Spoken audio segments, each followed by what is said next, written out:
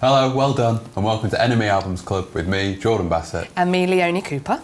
As ever, we'll be discussing 3 albums, 2 brand new, piping hot compilations of brand new music, and 1 golden oldie. Oh, it's so golden. Yeah. I feel like I say this every week, but that's the point of a golden oldie, isn't it? To be golden and classic. It's 20 years old today. I think it's today, isn't it? Yeah, it is literally and today. You will find out what that is at the end of this. But first... It's Hit the Light by NME. Don't know any other way, even if I could go away. NME then, a duo from London who recorded this debut album in Berlin. That's nice, isn't it? Berlin's fun. Yeah. Go to Berlin if you haven't been. It must be cool if it's been recorded in Berlin. And it must be cool because this looks like that stuff you did when you were 5 in the water How do you with know the what ink. I was doing when I was 5? I was watching. Marbling. Did you ever do that with the paper and you put it in the water and you do that? It's good. That's why immediately I like NME because of their just turn around, Jordan, turn it around, turn it around. Better marbling on the back. I don't know why they saved that marbling for the back because that's fine marbling. Yeah.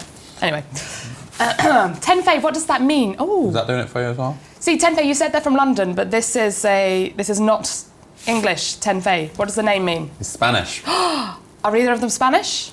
I think so. Okay, cool. It's Spanish for have faith, That's nice. which indicates what an earnest couple of young men NME are.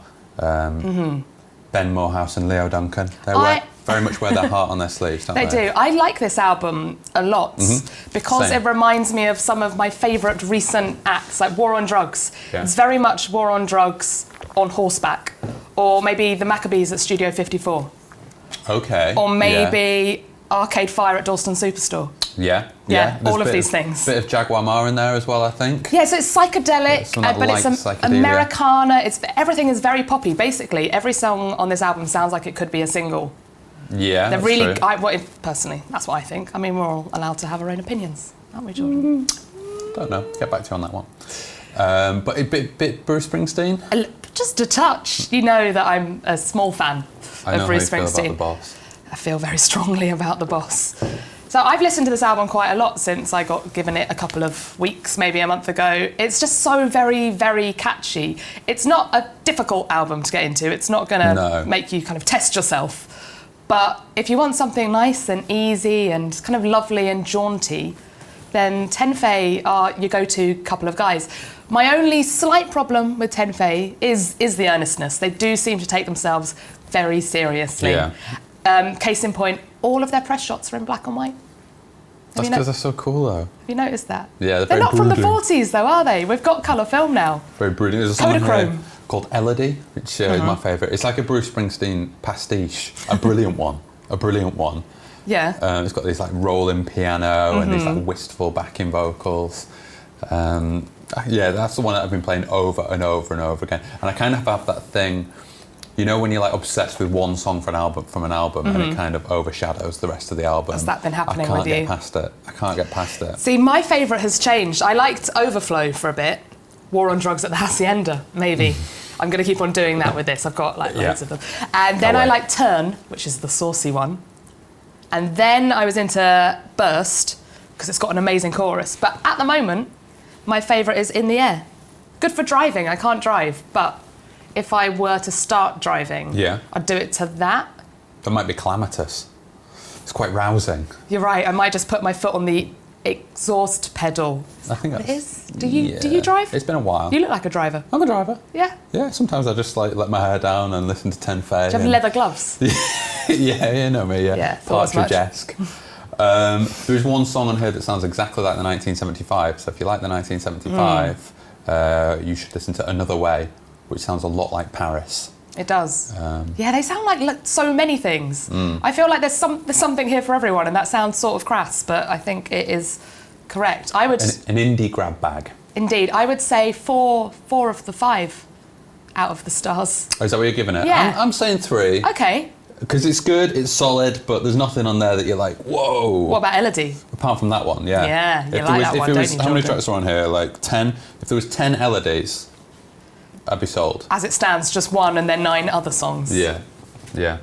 So that's 10 Faye. What's up next? Next up is RagnBone Man with Human. But I'm only human after all. I'm only human after all. Don't put your blame on me.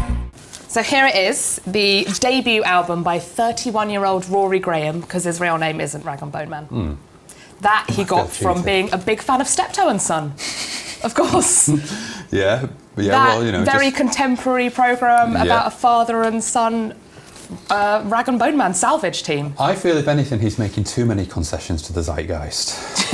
Well, I think RagnBone Man is also relevant. I don't know if anyone watches American Pickers. It's my favourite television programme. And I feel like that's like the modern RagnBone Man. Yeah. So anyway, back to the story of Rory. He's 31, he's from the South Coast. In his teens, he was a member of a kind of a rap crew. I believe that's what they're calling them these days. I think that's what they're calling them. He was them, like an MC with like some local kind of jungle crew. And then one of his relatives told him to do some open mic stuff because they sensed this man could sing. Right, okay. And you know what, Jordan? Turns out he bloody could sing. Bloody can sing. And so he'd been doing that for a while, in fact, ages. So for the past 15 years, this man has been honing his craft. He's 15 years? 15, well, he's 31. Well, this is his debut album. Are you saying he looks younger? I'm just saying 15 years and it's just, Well, he's been it's making been a long music. time coming. Well, I would like to compare it to somebody, Paloma Faith, who was, for about 10 years, was kind of pottering around on the London scene, singing with different bands, doing a bit of burlesque here, doing a bit of singing there. Took her ages to get her debut album out. Yeah. And so he sort of followed a similar path. And similarly, the Brits people of the Brit Awards are enjoying both of those people because they have given this man the Critics' Choice Award, which is a pretty big deal because if you look back at other people who have received the Brits Critics' Choice Award, you'll find some pretty big names. Yeah, go on, hit me. Sam Smith. I've heard of that guy. James Bay. I've heard of that guy. Jack Garrett, who...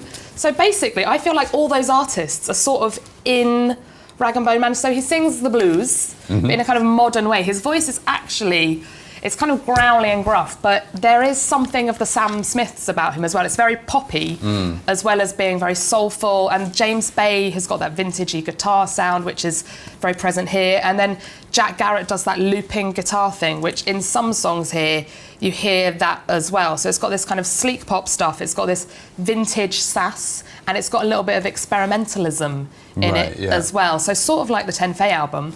It's a kind of grab bag. It's a little bit of everything. And I think what makes it stand out, though, is the brute force of Rory Graham's voice, which is a very powerful tool. Yeah, it's a bit of a workout, isn't it? He was fittingly someone sang his song Human on X Factor.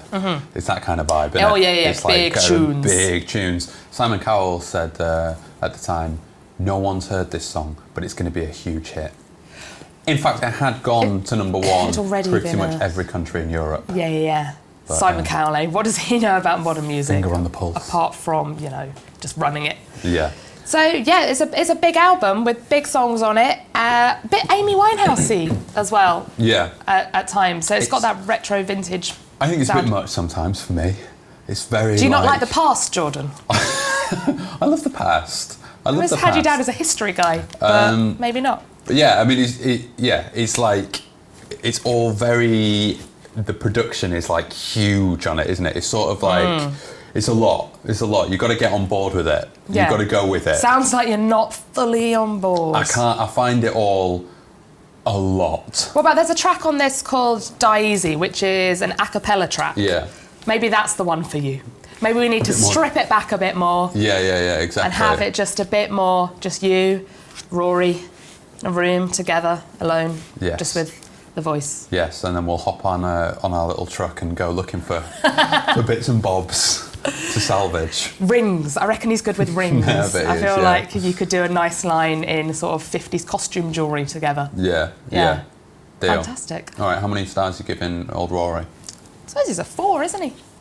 I'll give him 3 again. Okay. Gosh, look at this. We're doing the same thing that we did for the last one. Symmetry. What are we going to say for the next one? Oh, I think it's going to be a different case for the next one because it is the 20th anniversary today of a very good album. What is that very good album? Happy birthday, Blur by Blur. 'cause you're so great and I love you.